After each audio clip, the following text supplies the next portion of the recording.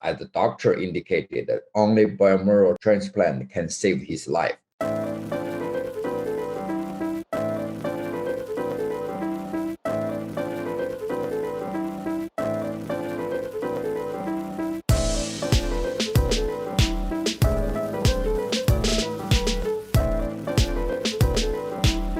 Hello and welcome to the Asian American Forward podcast.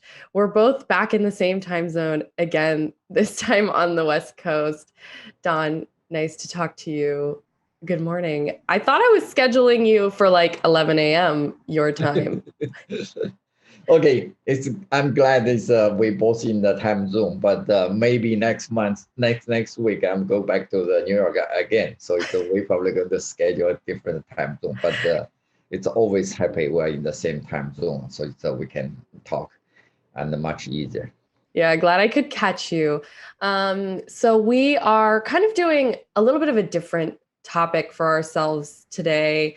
And you chose this topic. So we're kind of using the case of your friend, Charlie Huang, to talk about organ donation today. But I wanted to give you, since you chose this topic and Charlie's a really close friend of yours, to kind of introduce what we're talking about today. Yeah, and this case is a little bit heavy for me, but I think there's a more broader meaning if we pick up this particular case, also personally and also to the Asian community, maybe even larger the field. So it's Charlie Huang has been the diagnosis by the Stanford Hospital as a leukemia, and the first time is he was found ill is in 2019. At that time is he is very, very dangerous, the life in dangerous. So he's only 46 years old, and then it's found the leukemia. It's have no poor symptom at all. He just suddenly feel it's a headache, pain, and couldn't eat, and then went to the Stanford and found it's a leukemia, and admitted and do the chemo, and after three section, and we think it's okay. So he's released, take a break, and regrow all the hairs, and looks like everything normal. But early last month,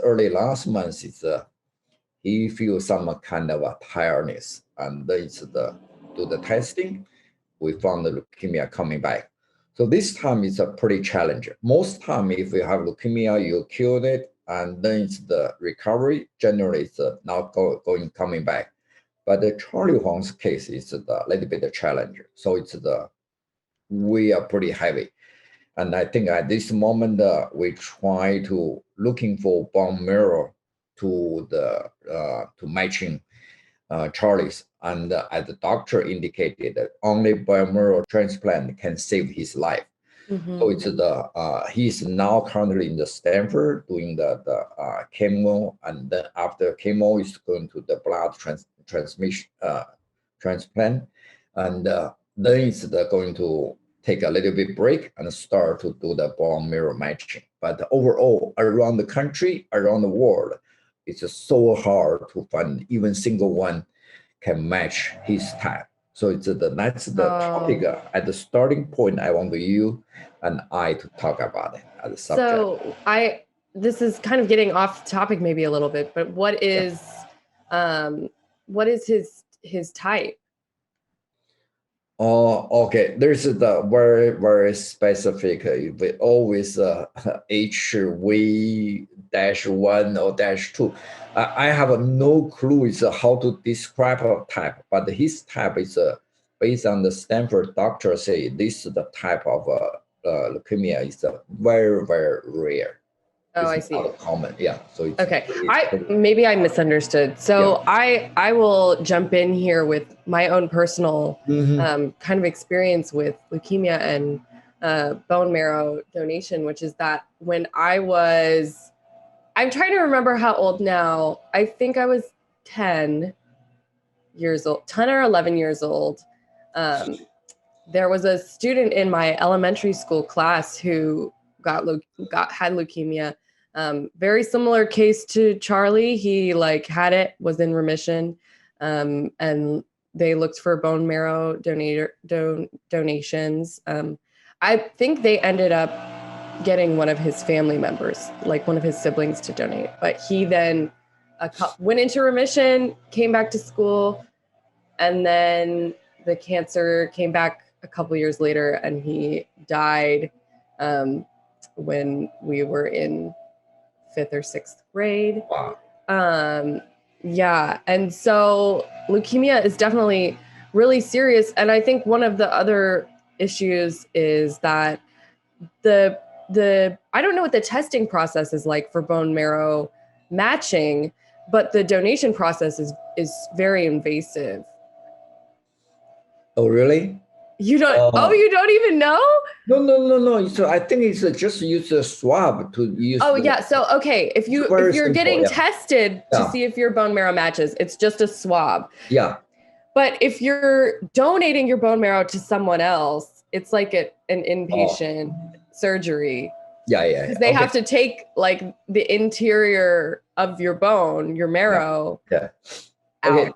Okay. Sorry, we misunderstand. We're on the stage 1 to do the testing whether there is someone is matching. So far, we do the national the inventory search.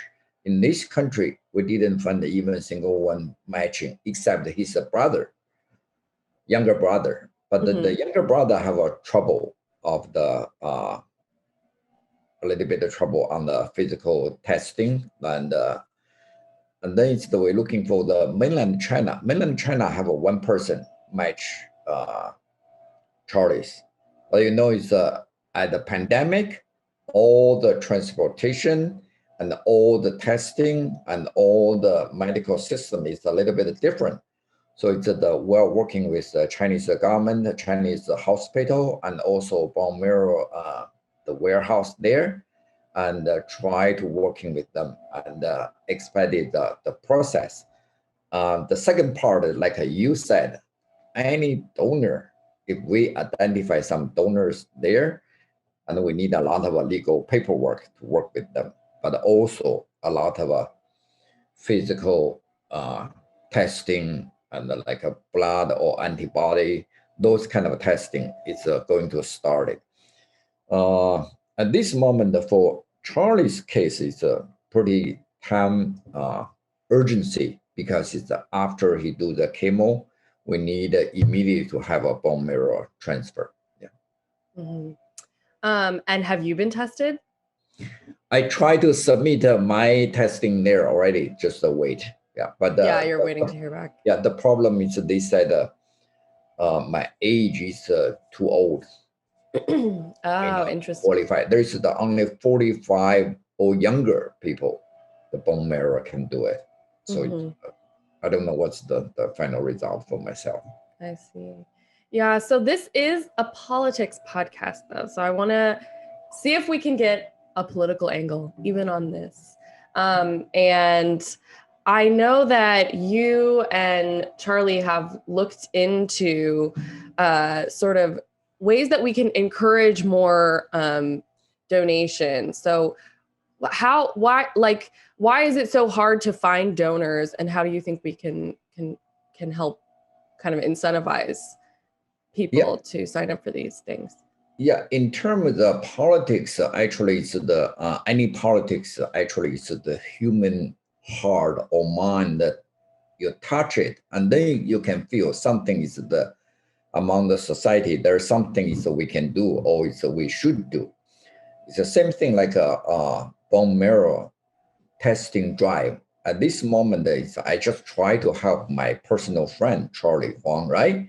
And then I start do a lot of PR, a lot of promotion, and get all the people I know, ask them to do the testing. But every single person, your network or your influence is very limited. You always have maybe 100 or even 1,000 people or even 10,000 people. But it's just compared with the donor base, it's still very, very limited. So it's when Charlie stay in the Stanford hospital, he's not only thinking about himself, he's always thinking the people help him to try to find the matching, and how hard if we reach 10 people to encourage them to do the testing, go to the Santa Clara office to pick up a testing case, coming back to the testing and send it back. This is for each individual procedure, it's so hard. So it's Charlie said, why we couldn't do some legislation and encourage people to donate bone marrow, because based on my understanding or your understanding, many people, or most majority people, they eager to donate their organs, blood. So it's that if we can pass the law, say, I'm willing to donate my bone marrow, when you registered in the DMA for the driver license, and then you have a check, say, okay, I want to donate the bone marrow. Just have a check, and then DMV can put your information into the bone marrow testing, the institute, and then the institute is going to send you a small case with swab, and then you finish testing and your data into the national inventory pool or database. At this moment, it's not only Charlie can benefit, but everyone with a leukemia, and if they need a bone marrow transfer, and the inventory is already there. The problem at this moment is that we only have a organ donation. If you die or have a car accident or whatever sudden death, you can donate whatever your body part. But we ignore the organ the bone marrow transfer, the volunteer donation on the driver license. But if you can imagine, I don't think it's any legislature or assembly member or senator going to against this volunteer donation. It's going to benefit for the society, for everyone. And so it's the Charlie try to start looking for passing the law in California to make sure it's the bone marrow donation becoming statewide new law. That's the political side of his life. Sorry, I had a hiccup. Yeah, I mean, it's also slightly different from organ donation, right? Because it requires a live donor, as opposed to like when you go in for your driver's license. The assumption, I think, I'm pretty sure I'm an organ donor, and now I have to like look at my driver's license and see. That assumption is more that if you die, you'll be donating. So why is it so hard, do you think, to get people to donate? I'm a donor. Oh yeah. Okay, there's the driver license. There's a two. In me too. It's my driver license have a donate my organ, and also it's the donate blood. So this is the donate the blood is when you're alive, you can donate blood, but donate the organ is when you die.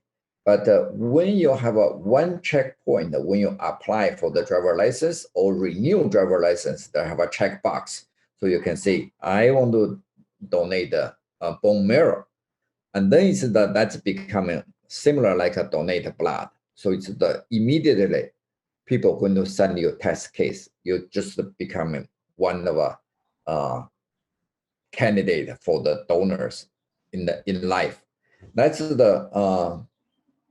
I think it's a